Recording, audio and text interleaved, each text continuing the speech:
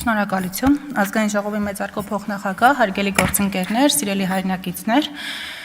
երեկվանից քննարկում ենք մարդու իրավունքների զեկույցը, իրապես շատ կարևոր զեկույց է եւ Տիկին Մանասյան եւս մեկ անգամ շնորհակալություն կատարած աշխատանքի համար, զեկույցը ներկայացնելու համար, բայց մինչ զեկույցին անդրադառնալը ես ուղղակի չեմ կարող չանդրադառնալ այս օրերին հնչող մի քանի մտքերի, մասնավորապես Հայաստան Դաշնքից երկու կին պատգամավոր Վարչապետի տիկնոջ մասին խոսելուց մեկ ասում է զուգընկերուհին, վարչապետի, մյուսը ասում է սկի ամուսինը չի։ Սիրելի կանայք, պաշտոնապես, սիրելի կանայք, դուք Տիկին Կիրակյան, դուք չեք վիրավորում։ Հավատացեք, ես գիտեմ դուք միտում ունեք վիրավորելու, բայց դուք չեք վիրավորում դրանով տիկնոջը։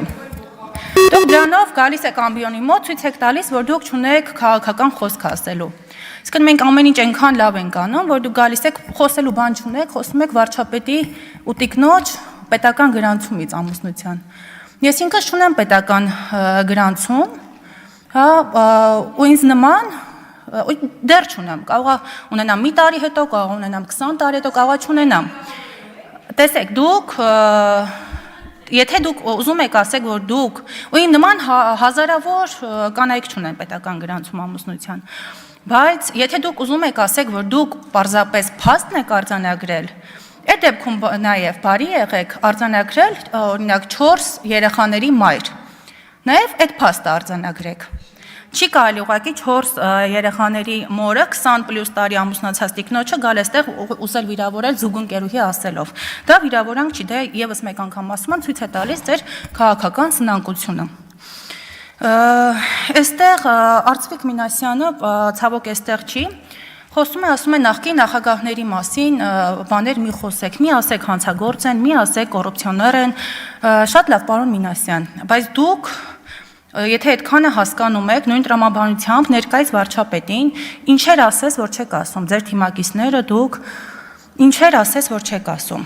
Այսպիսով դուք թուլացնում եք պետությունը, թե չեք թուլացնում։ Եթե դուք մի դեպքում կարծում եք, որ նախկին նախագահների դեպքում թուլացնում ենք երկիրը, բայց այս պարագայում, երբ ներկայիս վարչապետը մի շարք մարտահրավերների առաջ է կանգնած, դուք թուլացնում եք երկիրը, թե չեք թուլացնում։ Երբ Դաշնակցության մի շարք երիտասարդներ տարբեր օտար երկրներում Հայաստանի Հանրապետության դեսպաններին վիրավորում էին, վանկարկումներ էին հնչեցնում եւ Հայաստանի ժամանած նախարարների վերաբերյալ եւ դեսպանների վերաբերյալ։ Այսպիսով դուք թուլացնում եք երկիրը, թե չեք թուլացնում։ Այստեղ արդեն պարոն Մինասյանի կողմից երկակի ստանդարտների արդեն որորդ դեպքն է, նույնն պարագան է, երբ որ գալիս եք այստեղից վիրավորում եք, ամեն կերպի թիրախավորում եք, վիրավորանքներ եք հնչեցնում, բայց երբ այս հակառակ կողմից ամեն դեպքում մի հատ պատասխան է հնչում, դա դարձնում եք մեծ հարց, ձեր արժանապատվությունը արթնանում է, թվում է թե մենք էլ տենց արժանապատվություն չունենք ու դուք ինչ ուզեք, մեզ պետք է ասեք ու ոչ մի պատասխան չստանաք։ Ինչ վերաբերվում է երեք օրինակ տեսանյութեր տարածվեցին Մերձավանի դպրոցի հետ կապված,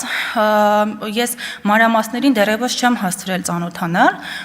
բայց այն պատկերը ինչը որ տեսա այնտեղ մեծ այդ դպրոցում խնդիր կա եւ կարծում եմ տնօրենի հետ կապված եւ բոլոր ուսուցիչների հետ կապված, որովհետեւ այն պատկերը որ ես տեսա աշակերտների կողմից, դա առնվազն այդ աշակերտները լուսավորման եւ դաստիարակության կարիք ունեն, այսինքն սա փաստում է, որ այդ դպրոցի հիմքերում կա խնդիր եւ բոլոր ուսուցիչների եւ մասնավորապես տնօրենի հետ կապված։ Եվ կարծում եմ այս հարցը պետք է մանրամասն մեր մարդու իրավունքների պաշտպանը քննի, որտեղ տեսարանը մեղմ ասած հուսադրող չէր։ Եվ նաեւ ասեմ, հիշեցնում էր տեղ-տեղ նաեւ հիշեցնում էր Դաշնակցության երիտասարդներին, ովքեր տարբեր ակցիաներ են անում վիրավորանքներով, հա այդ կամ լրագրողը հարցում է դուք թրքասեր եք,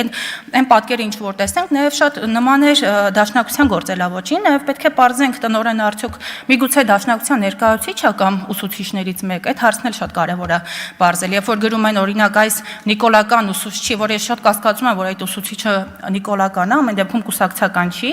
այդպիսի արդեն որակումներ են տալիս, նաև պետք է պարզենք այդտեղ Դաշնակցության նաև գործելավոճներ երևում։ Տիկին Մանասյան, ինչ վերաբերում է զեկույցին,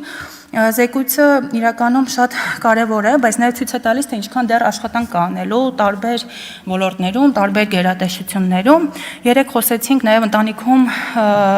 բռնությունների մասին, ես կարծում եմ, որ պետք է շատ մեծ ուշադրություն դարձնենք, հա, եւ ինչքան էլ մարդու իրավունքների պաշտպանը լավ աշխատի, ինչքան էլ ոստիկանները լավ աշխատեն, պատկան մարմինները լավ աշխատեն, նաեւ պետք է մեր հասարակության մեջ լինի այն վստահությունը, հա, որ եթե բռնության ենթարկված կինը երեխան դիմում է ոստիկանին, ինքը այլևս ինչու՞ եմ հենց շեշտում ընտանիքում, որովհետեւ շատ դեպքերում վախենում են, որ դիմելուց հետո միգուցե այդ բռնությունը կրկնապատկվի, էլ ավելի վատ լինի իրենց համար։ Պետք է վստահ լինեն, որ դիմելուց հետո իրենք պետության կողմից պաշտպանված կլինեն։ Եվ Տիկին Մանասյան մարդու իրավունքների պաշտպանի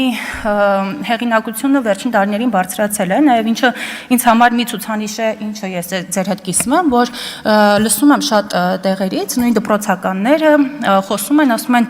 այ երբ իրենց անգամ թվայցիալ թվում է թե իրենց իրավունքները խախտվում են, ասում են այ ես կգնամ մարդու իրավունքների պաշտպանին կդիմեմ։ Սա ինձ համար շատ կարևոր ցուցանիշ է, որ երեխաների համար դուք շատ վստահելի, հա, ինստիտուտ է մարդու իրավունքների պաշտպանի ինստիտուտը։ Թերևս այսքանը, շնորհակալություն։